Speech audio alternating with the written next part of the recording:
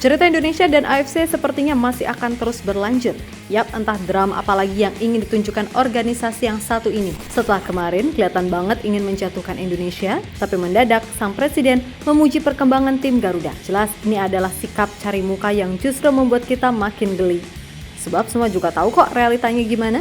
Apalagi setelah AFC, baru aja mendapatkan kecaman dari media-media di Belanda, Jerman, Inggris, dan Spanyol. Hal itu terkait kemenangan Akram Afif, penyerang timnas Qatar, yang menyabet gelar pemain terbaik Asia 2024.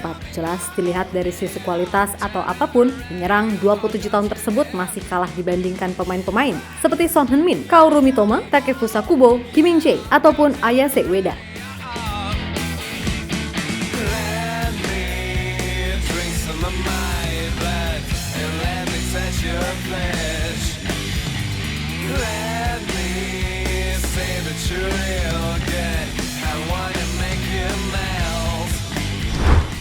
Harus kita akui, penambahan kuota Asia oleh FIFA di Piala Dunia 2026 membuat banyak tim-tim di Asia ingin memanfaatkan itu sebaik mungkin. Tak terkecuali tim-tim dari Tim Teng yang dengan kekuatan finansial pastinya juga ingin menembus level Piala Dunia apapun caranya. Dan bukan rahasia lagi kalau tim-tim dari Timur Tengah sangat condong mendapat keistimewaan dari AFC, terutama ya soal wasit-wasit yang sering banget nguntungin mereka. Ini bukan seuzon ya, tapi faktanya memang begitu. Dan udah banyak kok yang merasa seperti itu, seperti para fans Jepang. Sebagaimana dikutip dari Nikkei Sport, kalau tim-tim asal Timur Tengah memang sering banget diuntungkan wasit ketika berlaga di pentas Asia. Akan tetapi, secara kualitas mereka memang sebapuk itu. Terbukti ketika main di level Piala Dunia, berapa tim sih dari Tim Teng sejauh ini yang bisa lolos dari fase grup? Kebanyakan malah dari mereka lebih sering jadi juru kunci. Dan tim-tim yang sering lolos enggaknya sampai 16 besar ya Jepang, Australia, dan Korea Selatan. Bahkan Korea Selatan pun pernah sampai semifinal pada edisi 2002. Walaupun banyak cerita miring yang mewarnai kala itu. Sesuatu yang membuktikan kalau kualitaslah pada akhirnya yang menentukan.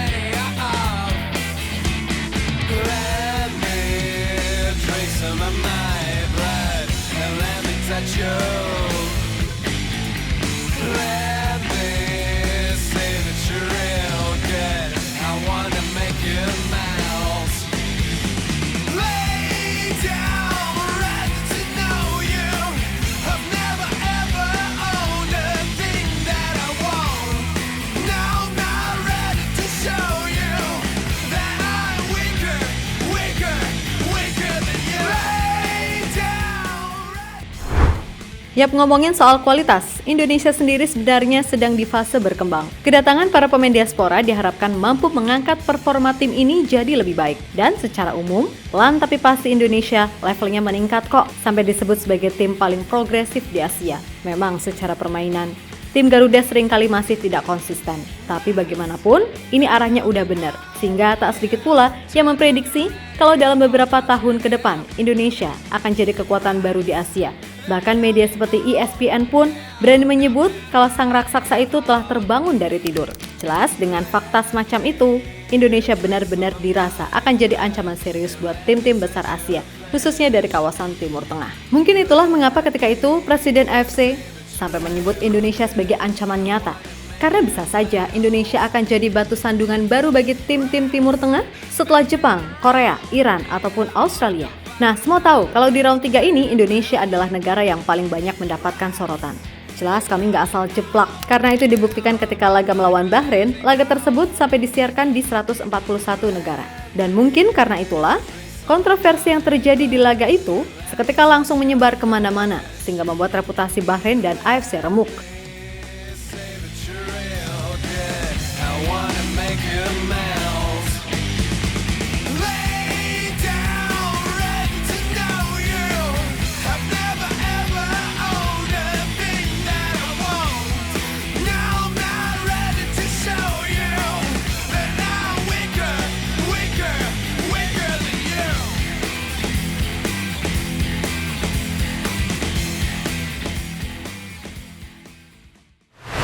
Yap, setelah beragam kontroversi yang dibikin, AFC ini benar-benar jelek citranya di mata media internasional. Sebab dilihat dari sisi manapun, termaksud ketika laga timnas Indonesia versus Kuwait U17, AFC terindikasi benar-benar ingin mempersulit jalan tim Garuda. Namun gak tahu kenapa, Tiba-tiba aja, Presiden AFC mendadak memuji perkembangan tim Garuda. Yap, sebagaimana dikutip dari situs AFC, sang Presiden AFC, Salman bin Ibrahim Al Khalifa, mengatakan kalau Indonesia bisa menjadi contoh bagi negara lain di Asia soal gimana mengembangkan pemain muda. Terlebih, beliau juga memuji langkah cepat PSSI dalam mencari pemain keturunan yang dinilai punya potensi bagus untuk membawa Indonesia naik ke level selanjutnya. Hanya sedikit tempat di dunia yang mempunyai gairah yang begitu besar terhadap olahraga indah ini selain Indonesia. Kami yakin PSSI dan pemerintah Indonesia akan memberikan panggung yang sangat baik bagi para bintang sepak bola di masa depan untuk tampil bersinar. Syekh Salman bin Ibrahim Al Khalifa dikutip dari situs AFC. Jelek banget sih cari mukanya.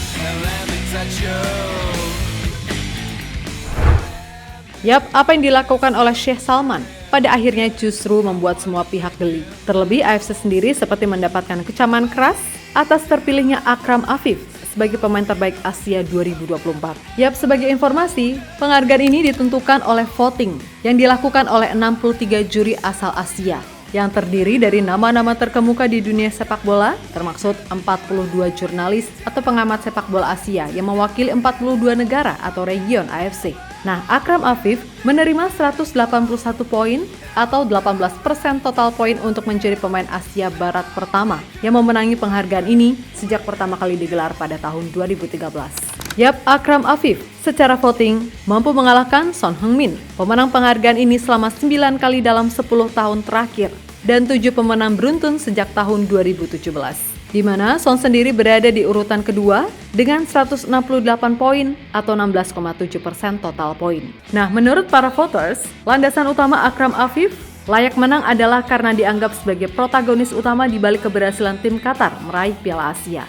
Terlebih keberhasilannya mencetak 3 gol di final saat mengalahkan Jordania 3-1 dinilai adalah indikator terbesar selain performanya di musim 2023-2024 yang mampu mencetak 28 gol dari 32 laga di semua ajang bersama Al-Sadd serta membawa tim tersebut meraih juara Liga Qatar. Dan di 2024 ini, Akram Afif udah bikin 4 gol dari 10 pertandingan.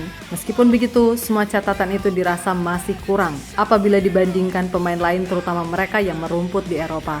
Contoh terbaik ya, siapa lagi kalau bukan Son, yang di 2023-2024 mampu mengemas 17 gol dan 10 assist di IPL. Dan di 2024 ini, Son udah bikin 3 gol dan 2 assist dari 6 pertandingan di IPL. Nah, selain Son, media-media di Jerman, Belanda, Inggris, sampai Spanyol sepakat kalau nama-nama seperti Kaoru Mitoma, Takefusa Kubo, Kim Min-jae, ataupun Ayase Ueda yang moncer di Feyenoord juga sangat layak untuk meraih gelar itu. Maka tak heran, nama AFC pun pada akhirnya makin jelek di mata internasional.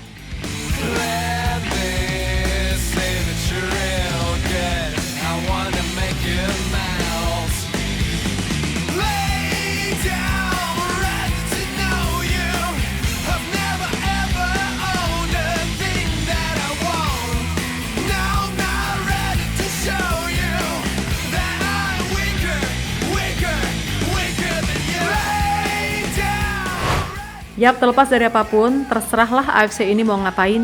Yang jelas Indonesia akan tetap terus maju dengan jalannya sendiri. Mau dikerjain kayak gimana? Gas terus, nggak mundur, kan gitu. Tapi perlu diingat juga, kalau jangan main-main sama Indonesia. Lagian makin kesini, kayak makin kocak aja gitu AFC. Ditambah ya itu, makin nggak beres. Tapi ya nggak kaget juga sih, karena memang dari dulu para petinggi-petinggi AFC aja udah punya rekam jejak yang kontroversial. Jadi ya, kalau sehari aja ibaratnya nggak bikin kontroversi, tantrum kali ya mereka.